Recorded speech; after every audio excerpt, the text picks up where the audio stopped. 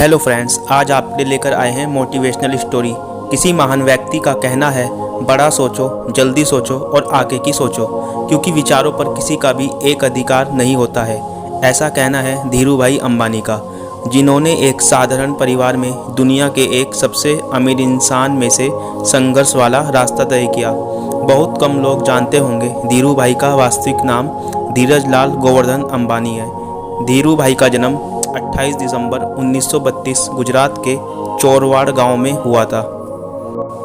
इनके पिता का नाम हीराचंद गोवर्धन भाई अंबानी था, जो एक टीचर थे, और माता का नाम जमुनाबेन था, जो एक घरेलू महिला थी। धीरूभाई ने हाई स्कूल में ही इन्होंने पढ़ाई छोड़ दी थी और उसके बाद पकोड़े बेचने का काम शुरू कर दिया।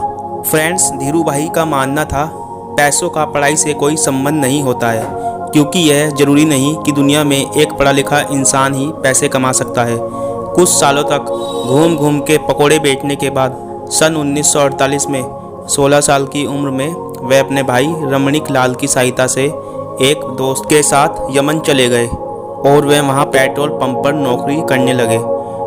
फिर कुछ समय बाद उसी पेट्रोल पंप पर क्लर्क की पोस्ट पर 300 रुपये वेतन पर नौकरी करने लगे। वो अपने दिन भर के काम के बाद भी कोई ना कोई पार्ट टाइम काम करते थे, जिससे उनके साथियों में सबसे ज़्यादा पैसा उन्हीं के पास था।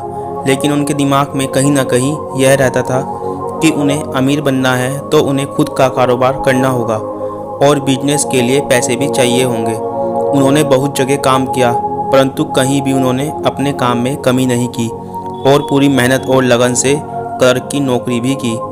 इसी काम से खुश होकर कंपनी के मालिक ने उनका प्रमोशन एक मैनेजर के पद पर कर दिया। लेकिन कुछ समय बाद उन्होंने ये काम छोड़ दिया और अपने देश हिंदुस्तान वापस आ गए, क्योंकि उनके दिमाग पर कुछ और ही चल रहा था। 1955 में उन्होंने 15,000 रुपये लगाकर अपने चचेरे भाई चंपक लाल के साथ मिलकर पॉलिस्टर धागे और मसालों का बिजनेस शुरू किया। उनकी मेहनत के दम ही कुछ सालों में उनके बिजनेस का टर्नओवर 10 लाख रुपए सालाना हो गया। उस जमाने में पॉलिस्टर के धागे से बने कपड़े भारत में नए थे और ये सूती के मुकाबले भारत में ज़्यादा पसंद किए जाने लगे थे, क्योंकि यह सस्ता और टिकाऊ था।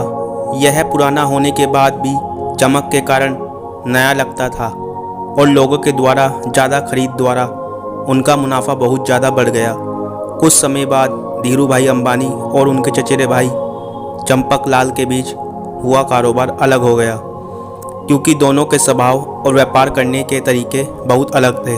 फिर भी धीरूभाई कभी भी हताश नहीं हुए। वह समय के साथ आगे बढ़ते रहे और उन्होंने टेलीकॉम, एनर्जी, इलेक्ट्रिसिटी, पेट्रोलियम जैसे बिजनेस में कदम रख दिए।